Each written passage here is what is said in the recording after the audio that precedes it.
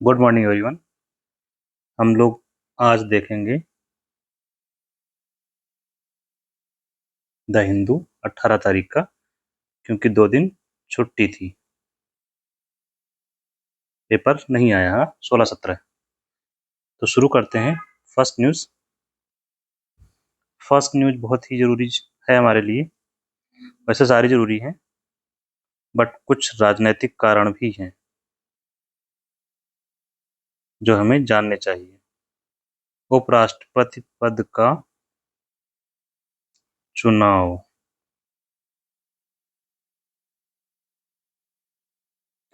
ठीक है, अभी हमको जो लेटेस्ट जानकारी क्या प्राप्त है, उपराष्ट्रपति कौन थे इस समय, इससे पहले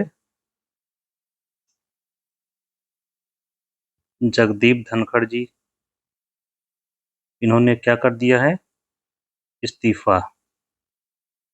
इस्तीफा दे दिया है। किसको दिया था? राष्ट्रपति को। राष्ट्रपति कौन है? मुर्मू जी। अब ये पद क्या हो गया? पद हो गया खाली, तो इसका अब चुनाव होना है।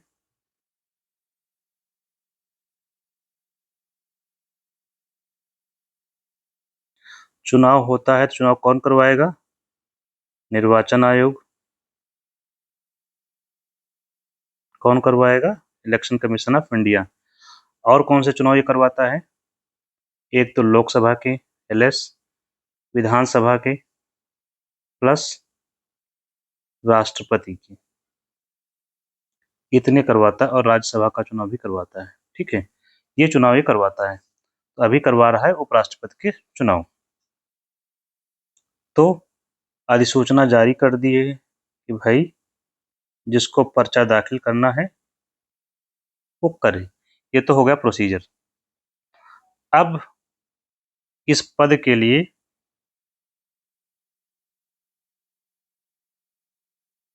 उपराष्ट्रपति पद के लिए जो बीजेपी है ने किसे चुना है, तो बीजेपी की तरफ से जो कैंडिडेट चुना गया उनका नाम है CP राधाकृष्णन। क्या नाम है? CP राधाकृष्णन। ये होंगे उपराष्ट्रपति पद के उम्मीदवार। किस तरफ से? बीजेपी की ओर से। हो सकता है अभी जो अपोजिशन है, कौन है अपोजिशन? इंडिया अलायंस, उसकी तरफ से कोई कैंडिडेट की घोषणा हो तो पता चलेगा कितने लोग मैदान में हैं उपराष्ट्रपति पद के लिए। ठीक है, अब ये हो गए हैं। अब आपको यहाँ पता होना चाहिए कि योग्यता होनी चाहिए कुछ। पद के लिए योग्यता क्या होनी चाहिए? इनके लिए भारत का नागरिक होना ही जरूरी है, 35 साल होना चाहिए न्यूनतम उम्र, प्लस राज्यसभा RS का सदस्य बनने की योग्यता हो। क्यों? क्योंकि ये उसकी अध्यक्षता भी तो करते हैं राज्यसभा की। प्लस लाभ का पद धारण न करते हों।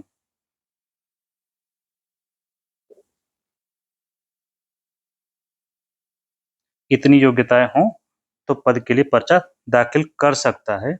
पर्चा दाखिल करना, नामांकन करना। ठीक है, तो अब यहाँ पर इनका होगा चुनाव। चुनाव कैसा होता है इनका? चुनाव जनता नहीं करती है, तो ये चुनाव होता है अप्रत्यक्ष चुनाव हो जाएगा। क्यों? क्योंकि यहाँ मतदाता कौन है? मतलब उपराष्ट्रपति का जो चुनाव होगा तो वोट कौन देगा? इनके लिए मतदाता नहीं बोलते हैं, क्या बोलते हैं? निर्वाचक मंडल बोलते हैं। निर्वाचक मंडल का मतलब वही है, मतदाताओं का समूह। तो मतदाता यहाँ कौन है? मतदाता यहाँ है सांसद। सांसद का मतलब सभी सांसद। सभी सांसद मतलब सभी इसलिए लिख रहा हूँ जो नामांकित सदस्य होते हैं, नामित सदस्य, वो भी इसमें वोट करेंगे। नामित सदस्य भी वोट करेंगे, भी वोटर हैं। ठीक है, तो ये हो गए इनका। अब जब सभी लोग ये सांसद ही वोट करेंगे तो सभी सांसदों का मत मूल्य क्या होगा? सभी सांसदों का मत मूल्य बराबर होगा।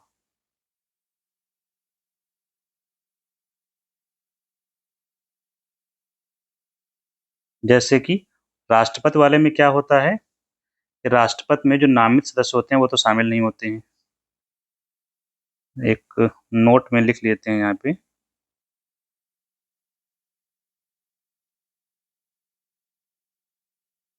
राष्ट्रपति का निर्वाचक मंडल, इसमें होते हैं निर्वाचित सांसद।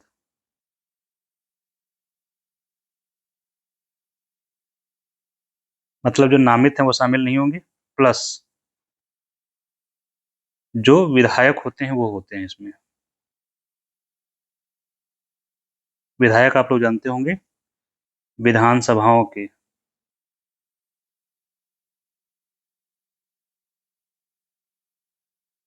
विधानसभा के जो सदस्य होते हैं।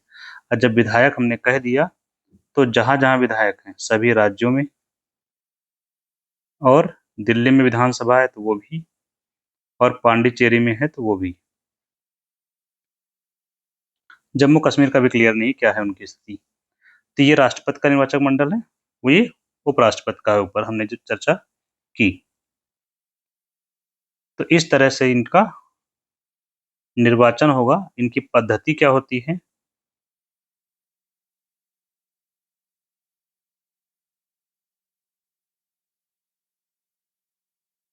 निर्वाचन प्रक्रिया आनुपातिक प्रतिनिधित्व प्रणाली,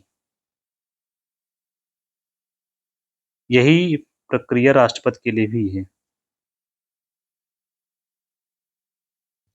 प्रणाली की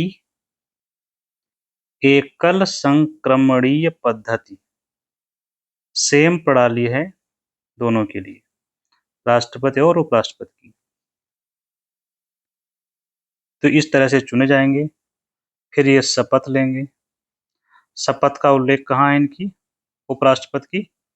अनुच्छेद 69।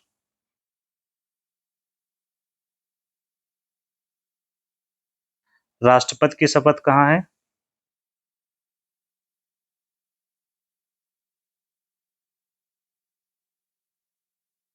अनुच्छेद 60 में। तो ये हो गया इनका पूरा जो प्रक्रिया है ईसीआई का। नेक्स्ट हम लोग बढ़ते हैं, दूसरी न्यूज क्या है? नेपाली पीएम भारत आएंगे कब? अगले महीने।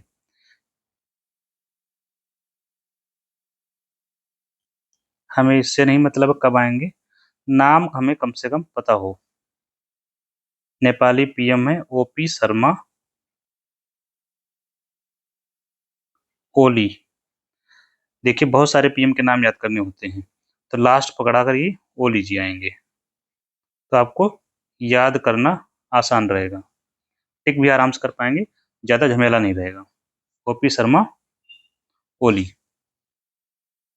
नेक्स्ट, नेक्स्ट है पुतिन ट्रंप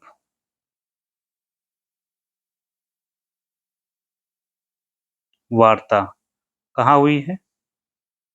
अब तो आपको याद हो जाना चाहिए था, होप सो याद हो गया होगा। अलास्का में हुई है। ये कहाँ का प्रांत है? अमेरिका का प्रांत है।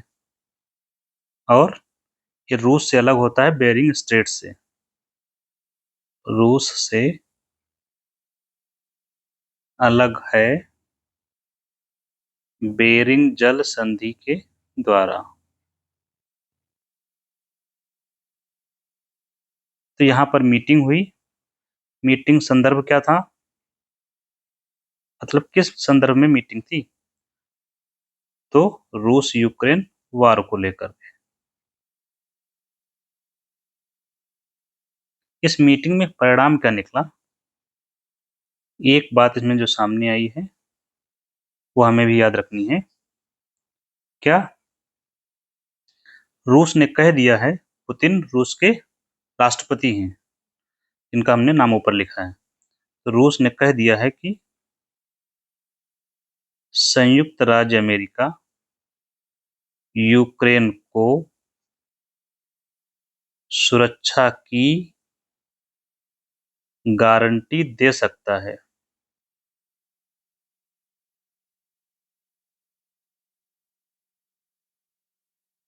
ये रूस ने कहा है।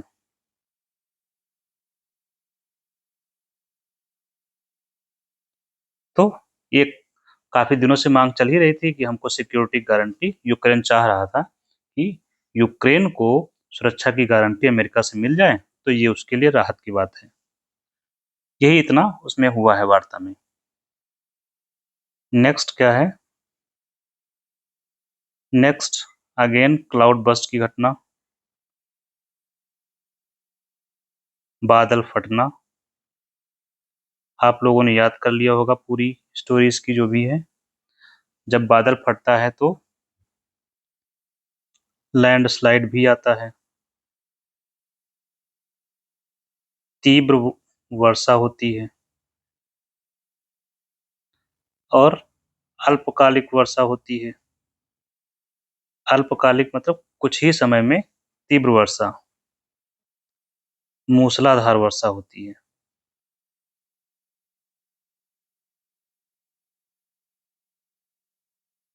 और एक गुण क्या होता है?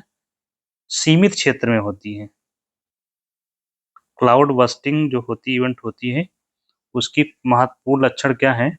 एक तो तीव्र वर्षा, अल्पकालिक होती है मतलब कुछ समय में बहुत तेजी से वर्षा, और ये मूसलाधार होगी, और क्षेत्र इसका सीमित होता है। ये गुण होते हैं, और इसकी वजह से इस इन सब घटनाओं से चट्टानें क्या होती हैं? कमजोर हो जाती हैं। जब चट्टानें कमजोर हो जाती हैं तो लैंडस्लाइड होता है। अब इन दोनों ही चीजें मिल करके जनता को क्या करती हैं? वहां पर जो आवास होते हैं, वहां जो कार्यालय होंगे, ठीक है, और जो मानव संरचना होगी, उसको मानव प्लस जानवर जानवर दोनों को नुकसान होता है बड़े पैमाने पर, जो कि हो रहा है। अब यहाँ पर हम एक चीज और जोड़ेंगे। अब जब ये समस्या आएगी तो उसको बचाव एंड राहत, ये कैसी आपदा है? ये प्राकृतिक आपदा है। और जब प्राकृतिक आपदा आएगी तो हमारे पास एक कानून है। कौन सा? National disaster management act 2005। तो इसी को बोलते हैं एनडीएमए एक्ट।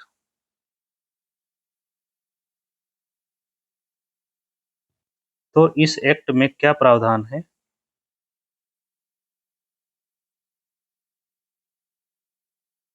इस एक्ट के तहत आपको याद क्या रखना है? एक तो मैचिंग के लिए आता है, इसलिए ईयर याद रखेंगे, ठीक।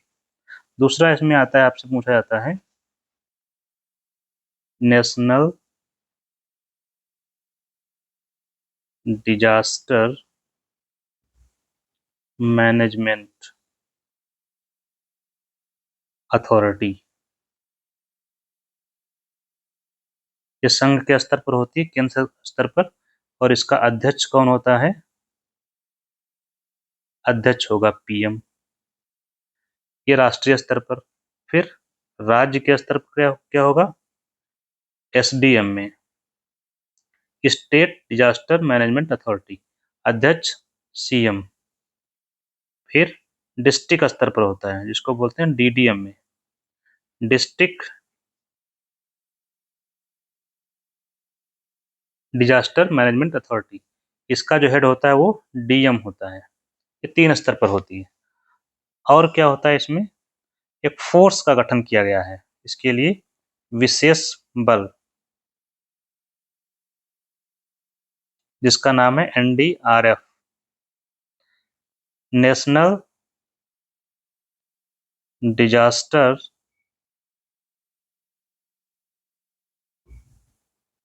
Response force. इसमें क्या होता है, कहाँ से लोग लिए गए हैं, सीआरपीएफ वगैरह से जो जवान होते हैं, आईटीबीपी से है, तो इनसे जवानों को लिया गया है और ये एनडीआरएफ फोर्स बनाई गई है जो विशेष रूप से इन्हीं स्थितियों में काम करती है। तो ये हो गया कुछ एनडीएमए वगैरह की जानकारी। नेक्स्ट हम लोग चलते हैं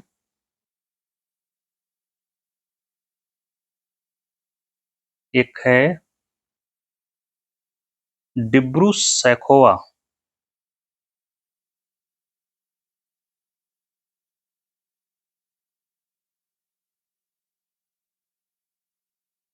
राष्ट्रीय पार्क है।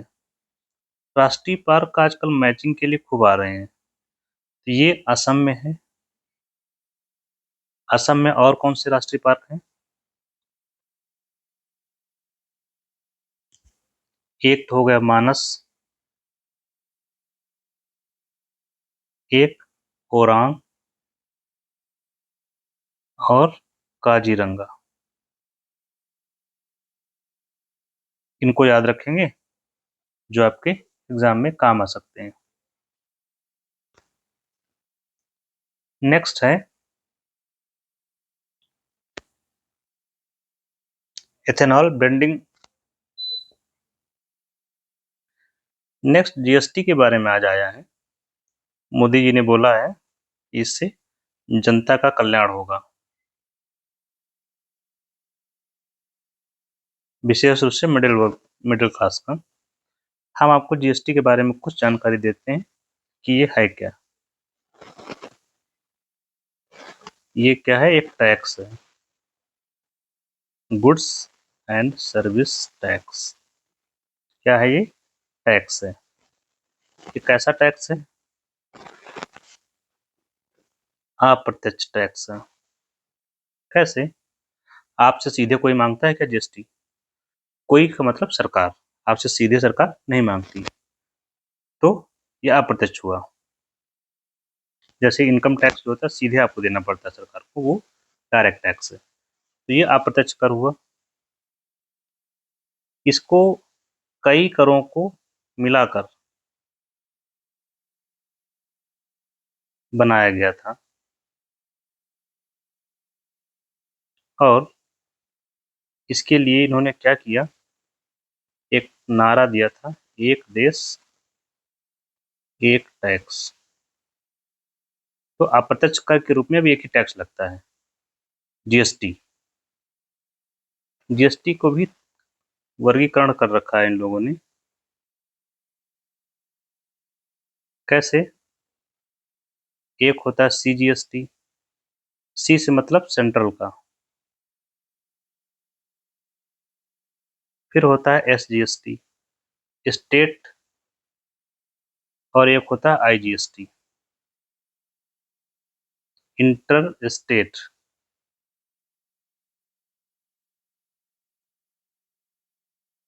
तो ये 3 प्रकार के टैक्सेस हैं इसमें, जीएसटी में।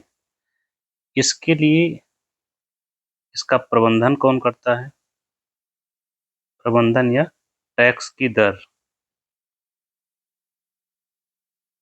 कौन तय करता है, तो तय करता है जीएसटी काउंसिल। अब समझते हैं जीएसटी काउंसिल के बारे में। जीएसटी काउंसिल संवैधानिक संस्था है, पहली बात तो यही है। जब कोई संस्था संवैधानिक होती है इसका मतलब इसका उल्लेख संविधान में है, संविधान में उल्लिखित है, संवैधानिक निकाय है। इसका अध्यक्ष निर्मला ताई मतलब फाइनेंस मिनिस्टर इस समय है निर्मला सीतारमन। बाकी इसके मेंबर्स सभी राज्य होते हैं, सभी राज्यों के जो प्राइम मिनिस्टर सभी राज्यों के वित्त मंत्री, और जो यूटी हैं वहाँ के जो डिप्टी गवर्नर या एलजी होते हैं वो होते हैं। तो ये हो गया आपको टैक्स के बारे में कुछ जानकारी। आगे हम लोग बढ़ते हैं। एथेनॉल ब्लेंडिंग के ऊपर आया हुआ है एक टेक्स्ट और कंटेक्स्ट में।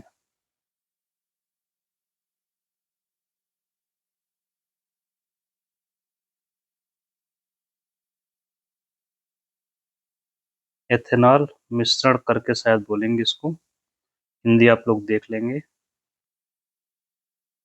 तो शुरू करते हैं, ये है क्या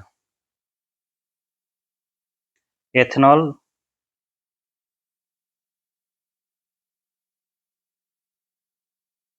ये क्या होता है, इसका सूत्र कई बार पूछ लिया जाता है। ये एथेनॉल आईयूपीएसी नेम है, अदरवाइज इसको क्या बोलते हैं, एथिल अल्कोहल या इथाइल अल्कोहल। ये वही अल्कोहल है जो पी जाती है फिलहाल, ठीक है।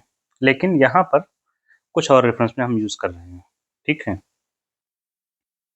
एक क्वेश्चन आपसे पूछा जाता है इसको लेकर के, यह है मेथेनॉल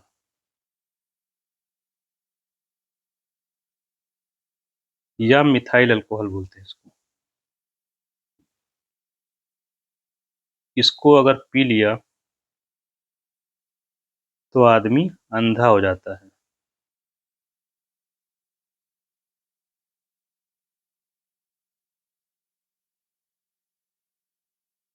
मतलब क्या हुआ, ये जहरीली होती है।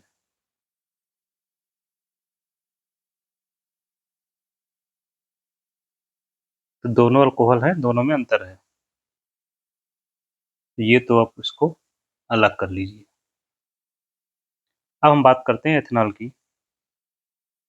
तो ये जो एथेनॉल है को मिश्रित किया जाता है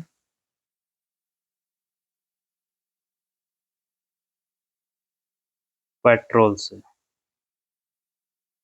मैथ आपने पढ़ी होगी, तो उसके हिसाब से इसको बोलेंगे E20 फ्यूल या पेट्रोल। ये क्या हुआ, इसका मतलब ये हुआ, ये पेट्रोल तो है प्लस ई मतलब एथेनॉल। 20 जो लिखा हुआ परसेंटेज है किसका, 20% एथिल अल्कोहल या एथेनॉल। अब आपको याद होगा, आपकी जो गाड़ियां इसमें आती हैं उसमें E20 लिखा रहता है, इसका मतलब इसमें ये वाला पेट्रोल यूज कर सकते हैं। कौन सा, E20 पेट्रोल। इसका फायदा क्या है,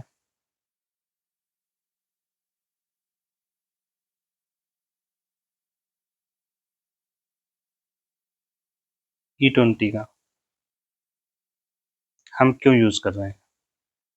फायदा ये है कि हम जो ईंधन है, पेट्रोलियम है, उसका आयात करते हैं, तो कच्चे तेल के आयात में कमी आएगी।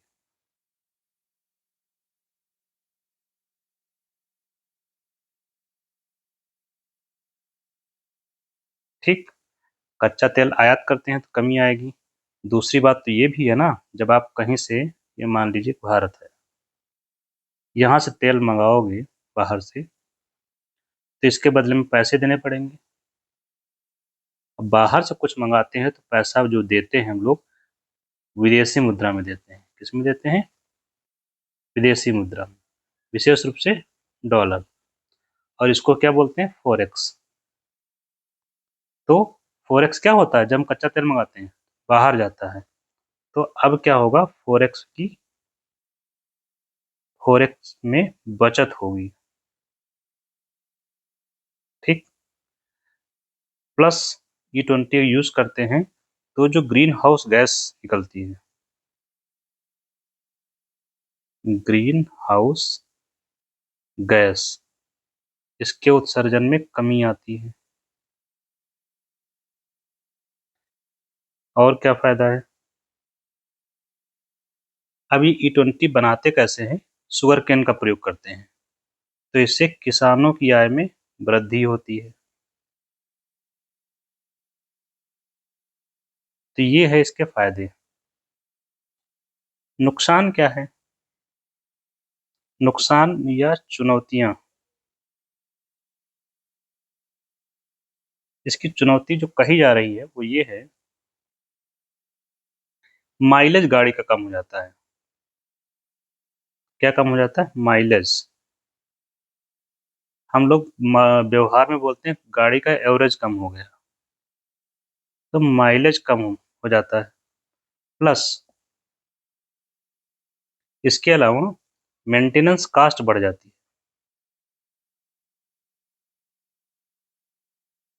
गाड़ी की मेंटेनेंस कास्ट क्या हो जाती है? बढ़ जाती है। दो चुनौतियां इसमें बताई गई। अब हम बात करते हैं एथेनॉल की, क्योंकि एथेनॉल तो मिलाया जा रहा है, ये कहाँ से आता है? किससे बनाते हैं एथेनॉल? वनडे में खूब आता है, तो ये बनाते हैं गन्ना से, शुगर केन। और क्या यूज करते हैं? चावल और मक्का आदि। ये तो एफसीआई देता है बनाने के लिए अपने भारत में, उससे जाता है, तो इनका प्रयोग करके बनाया जाता है एथेनॉल। विशेष रूप से यहाँ फोकस है गन्ने पर। तो गन्ना कौन उगाता है? गन्ना किसान। तो जब ये बनेगा तो किसको लाभ होगा? गन्ना किसानों को लाभ होगा। एक प्रॉब्लम यहाँ पर है, गन्ना किसान की आय बढ़ती है, ये तो बात सही है, क्योंकि उसका गन्ना महंगा बिकेगा। प्रॉब्लम यहाँ पर क्या है? गन्ना की समस्या क्या है, इस पर चर्चा नहीं होती है। यही आया है इसमें खास एडिटोरियल में। समस्या ये है इसकी, गन्ना उत्पादन हम जब करते हैं, गन्ना उत्पादन के लिए 1 टन गन्ना अगर हम उत्पादित करते हैं तो 60 से 70 टन जल यूज होता है।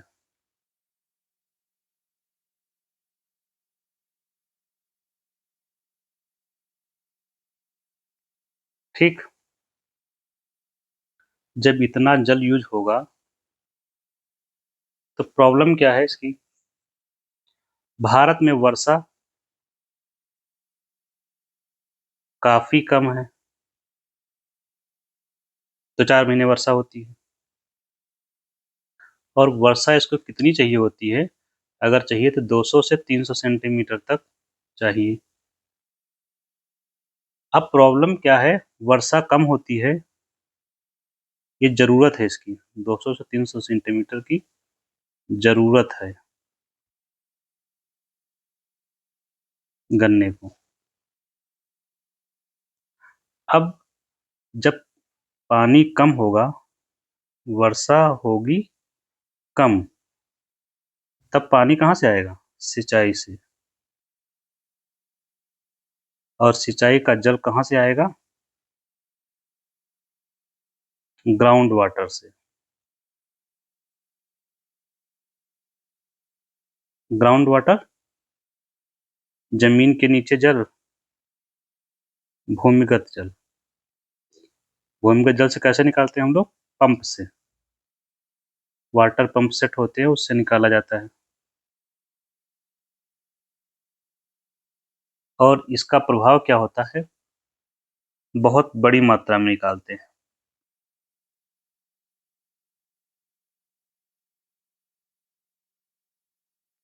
इससे भूमिगत जल क्या हो जाता है, भूमिगत जल का स्तर कम हो जाता है। इसको यहाँ लगाते हैं, ठीक है। ये रिपोर्ट दी है, सेंट्रल वाटर कमीशन की रिपोर्ट है। हम चर्चा यहाँ पर क्या कर रहे हैं, विशेष रूप से एग्जाम्पल है महाराष्ट्र यहाँ पर, क्योंकि महाराष्ट्र में गन्ने का उत्पादन खूब होता है, ऐसा देखा गया है। एक तो ये समस्या हो गई। दूसरा, गन्ना इतना अधिक क्यों उगाते हैं, गन्ना उत्पादन पर किसान इतना जोर क्यों देता है,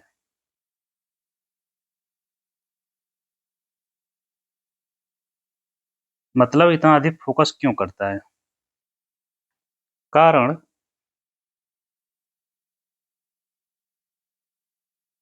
सरकार द्वारा समर्थन।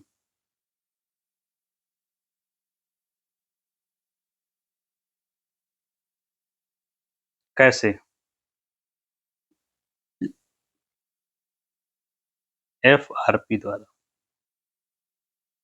ये क्या होता है, कई बार फुल फॉर्म आता है, fair and remunerative price. Fair, ये होगा एंड लिखना है यहाँ पे आपको, फेयर एंड रिम्यूनरेटिव प्राइस, उचित और लाभकारी मूल्य।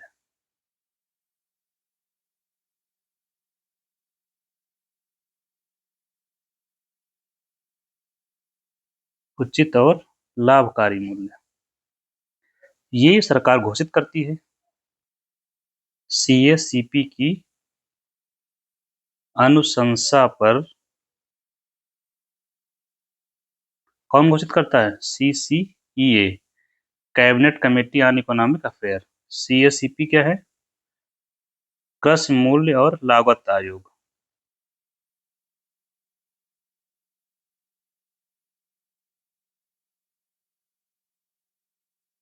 Commission for agricultural cost and price.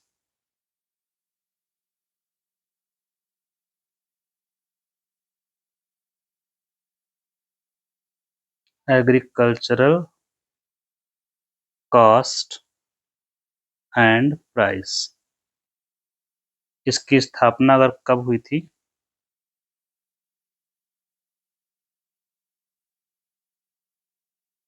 1985। पहले इसे कहते थे ACP, और इस ACP की स्थापना हुई थी 1965 में। यही MSP की अनुशंसा भी करता है।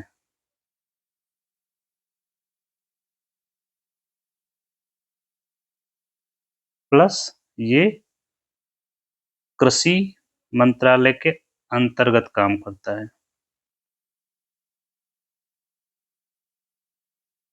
हम आते हैं अपने मुद्दे पर। तो सरकार द्वारा FRP को समर्थन दिया जाता है। FRP से किसानों को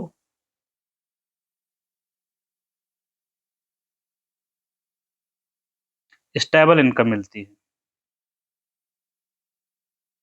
स्थायी से अच्छा स्थिर आय, किसानों को स्थिर आय मिलती है। मतलब FRP सरकार ने घोषित कर दिया, मान लीजिए 200, इसमें 250 या 300 रुपया चल रहा है पर टन का, तो उनको फिक्स इनकम, इतना टन उत्पादन किया और इतना पैसा मिल गया। इस वजह से ये गन्ना पर जोर रहता है। ये हो गया गन्ना उत्पादन का इशू थोड़ा सा। एक इशू इसमें ये भी है, फॉरेन एंगल। फॉरेन एंगल क्या डिस्कस किया गया है, फॉरेन एंगल से अंतरराष्ट्रीय दृष्टिकोण क्या है इस पर। अंतरराष्ट्रीय दृष्टिकोण में ट्रंप का है, ट्रंप का मतलब अमेरिका। यूएसए चाहता है क्या कि वह एथेनॉल का निर्यात करे। कहाँ? भारत को। ठीक, मतलब यूएसए भारत में एथेनॉल भेजना चाहता है, लेकिन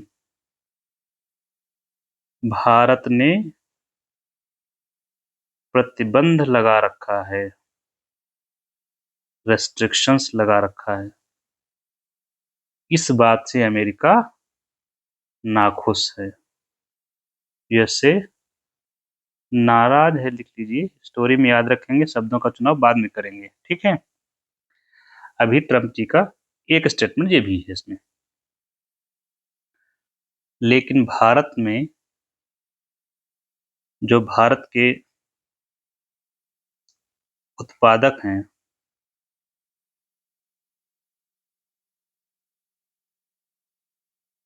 उत्पादकों ने कहा है क्या, रेस्ट्रिक्शन, प्रतिबंध जारी रहे। कारण क्या है? क्योंकि अभी पिछले 8-10 सालों में निवेश किया गया है इनके द्वारा, और निवेश भारी होता है, तो उत्पादन अभी उतना हो नहीं रहा है। कितना नहीं हो रहा है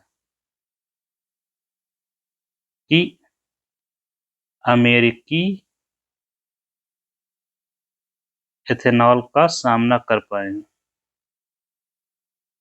अमेरिकी एथेनॉल के सामने compete कर पाए, मतलब प्रतिस्पर्धा कर पाए।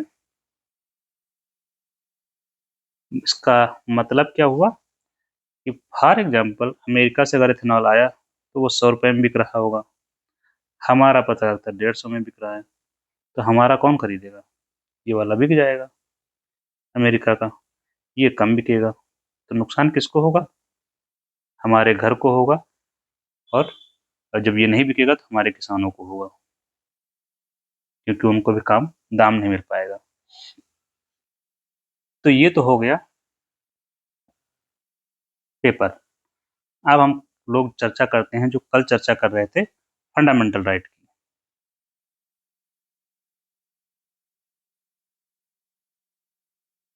आप लोगों ने याद कर लिया होगा, एक एक बात बोलते चलेंगे। मूल अधिकार भाग कौन सा है? 3। अनुच्छेद 12 से 35। सोर्स मतलब कहाँ से लिया गया है?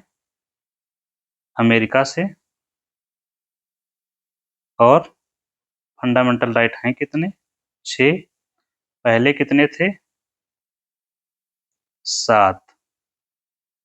चलिए, हमने कल अधिकार बताए थे, अब हम बात करते हैं इनकी। अनुच्छेद 12 जो है, इसमें राज्य की परिभाषा दी गई है। क्वेश्चन एक बार पूछा गया, राज्य की परिभाषा में कौन शामिल है? देखिए, संसद शामिल है। संसद का मतलब लोकसभा राज्यसभा दोनों। फिर विधानसभा और विधान परिषद। फिर ये पंचायतें जो हैं, अर्बन लोकल बॉडी और पंचायती राज इंस्टीट्यूशन दोनों शामिल हैं। पंचायतें और नगर जो पालिकाएं हैं वो सारी शामिल हैं। इसके अलावा आपको जो दिख रहा हो सरकारी कर्मचारी, वो सब इसमें शामिल हैं। LIC तो शामिल है, जो PSU उसको भी कर लिया गया है, ठीक है। सरकारी कर्मचारी मतलब सरकारी अधिकारी, जैसे DM है, कोई भी ऑफिस है, वो सब राज्य की परिभाषा में आते हैं। अब हम बात करेंगे आज एक अधिकार की। कौन सा? पहला अधिकार होगा हमारा समानता का अधिकार।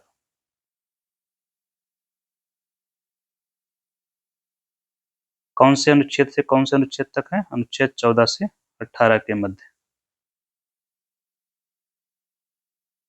ठीक, तो पहला है हमारा विधि के समक्ष समानता।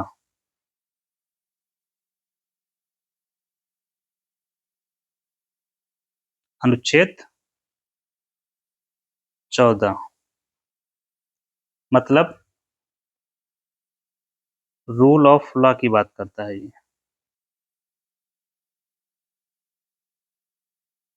बी अगला है अनुच्छेद 15। अनुच्छेद 15 में क्या है? अनुच्छेद आपका 15 और इसके बाद आपका आता है अनुच्छेद 16। अनुच्छेद 15 है धर्म, जात, रिलीजन, रेस, इसको बोलते हैं नृजात। रिलीजन हो गया, रेस हो गया, कास्ट हो गया, सेक्स हो गया, प्लेस ऑफ बर्थ जन्म स्थान के आधार पर भेदभाव से निषेध किया गया है। और इसी अनुच्छेद 15 में जो है वो दिया गया है, आरक्षण की बात की गई है इसमें, जो प्राइवेट इंस्टीट्यूशन है वहां पर।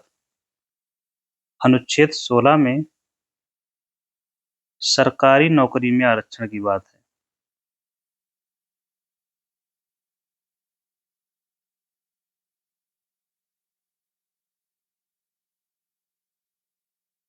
और अनुच्छेद 17 इसमें अस्पृश्यता का अंत मतलब अनटचेबिलिटी को खत्म किया गया है। और अनुच्छेद 18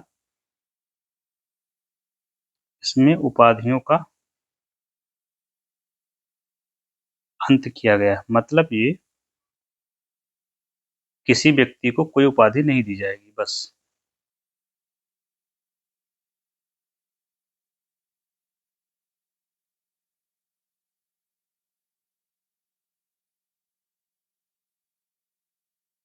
उपाधि के नाम पर क्या मिलेगा?